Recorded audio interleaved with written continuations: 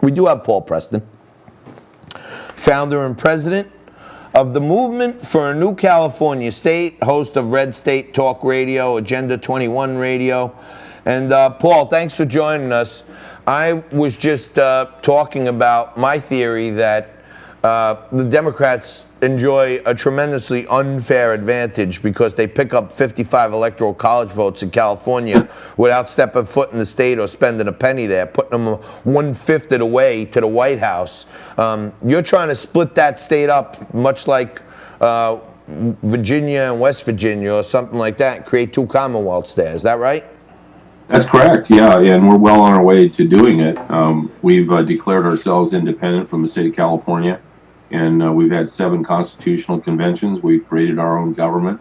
We've passed 26 resolutions. In the next month or so, we're going to be going to our first drafting convention, in which we're going to be drafting the Constitution, and then we're going to have a second one, and that's going to be in February. So we're well on our way to statehood. We're open to negotiations, actually, as we're supposed to, with the California State Legislature, some of the legislators concerned, which is what the Constitution says we're supposed to do. We've got 58 counties total in California, and of the 58, we are inserted into either whole or part of 56 of those counties with county committees, and senators and assembly members already assigned. So we're doing exactly what we need to do as a constitutional state. We're moving forward, and we're getting stronger every single day. It's pretty exciting to see. Well, I love hearing this. And let me ask you, if you did the math, how many electoral college votes would the new sovereign state of California have? 26, 27, in that range. 26, 27.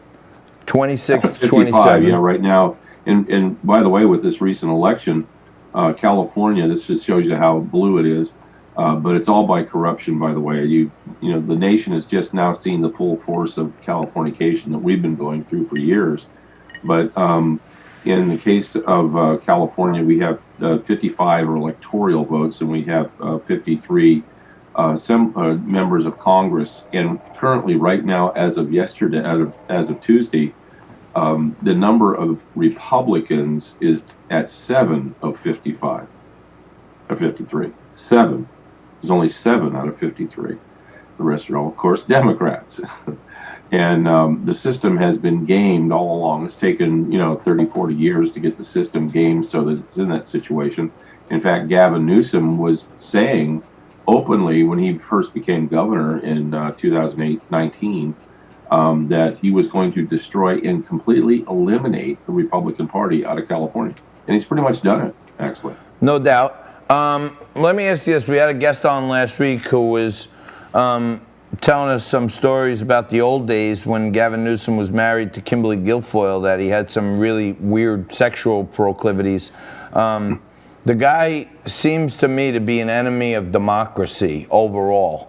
Would you say that this guy is committed to democracy or some other form of dictatorship?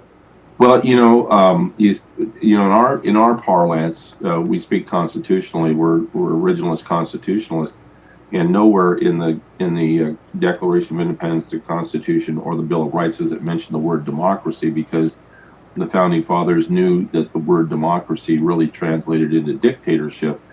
So if you're asking me that if he's in that interpretation, if he's a good for democracy, he's excellent for democracy, because he's actually an acting dictator right now. That's right. That this nation has never seen, and I say this not lightly. Since the COVID pandemic and his March 4th proclamation that he was going to be all powerful, his executive order, which put him completely in charge. He has usurped power from the legislature and from the judiciary.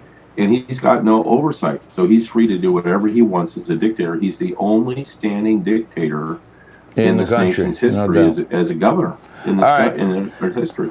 Paul, thank you so much. We got to have you back and break this down some more. Paul Preston, founder and president of the Movement of a New California State, host of Red State Talk Radio. Thank you, Paul. Appreciate it. CaliforniaState.com, too. Thanks. CaliforniaState.com. Quick break. Back in a minute.